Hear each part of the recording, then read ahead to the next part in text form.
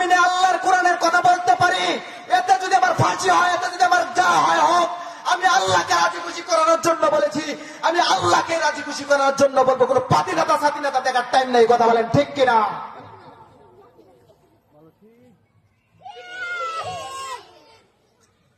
আমি সেই দিকে এগিয়ে না যাই।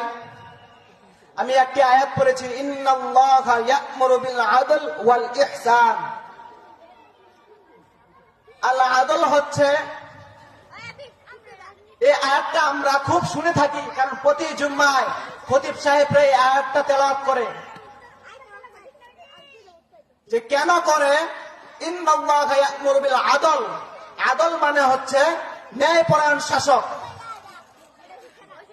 ন্যায়পরায়ণ শাসক কেউ যদি আল্লাহর জমিনে ন্যায় বিচার করে, ন্যায় ভাবে বিচার করে, সুন্দরভাবে সমাজটাকে সুন্দরভাবে বিচার করে চালায়, আল্লাহ পাক রব্বুল আলামিন তাকে, আল্লাহ পাক রব্বুল আলামিন যেখানে বসবে আরশের ময়দানে, সেখানে সাইটে ডান সাইটে তাদেরকে জায়গা দেওয়া হবে। বলি সুবহানাল্লাহ।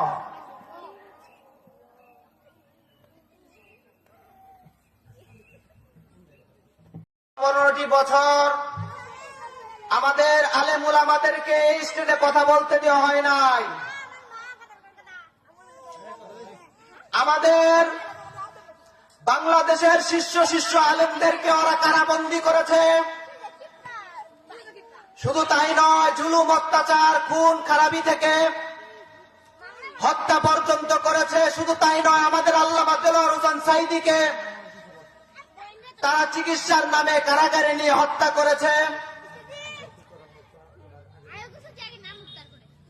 যারা করেছে, আমরা চাই, আমরা এই দেউলি মুন্সিপাড়া মাহফিল থেকে আমরা বলে যেতে চাই, একজনের তো ফাঁসির রায় হয়েছে, আর যারা দেশে নাই, দেশের বাইরে আছে বা দেশে আছে, তাদেরকে অচিরে দেশে আনা হোক এবং কঠিন থেকে কঠিন শাস্তি দেওয়া হোক। কথা বলেন ঠিক কিনা? আমার দেখতে খুবই অবাক লাগে যে যারা আমাদের অনেক অনেক আলেমদেরকে যারা শাস্তি দিয়েছে, আমি দেখি নাই যাদের এক কাড়া জমি কেড়ে নিয়েছে, তাদেরকে খুন খারাপি করেছে। শুধু কি করেছে? আল্লাহর জমিনে আল্লাহর কোরআনের কথা বলেছে, এটাই তাদের অপরাধ ছিল। কথা বলেন ঠিক কিনা?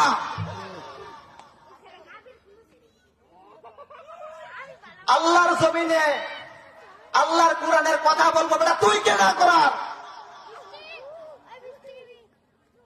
জমিন দিয়েছে আল্লাহ, কিতাব দিয়েছে আল্লাহ, কথা বলবো আমরা। আমাদেরকে আল্লাহ পাক রব্বুল আলামিন মুখ দিয়েছে কথা বলার জন্য। আমরা একটা বাণী শিখবো, এই বাণীটা আবার শিখিয়ে দিব, এটা আমাদের দায়িত্ব এবং কর্তব্য। এটা যদি আমরা না করি, আমাদেরকে জাহান্নামে যেতে হবে।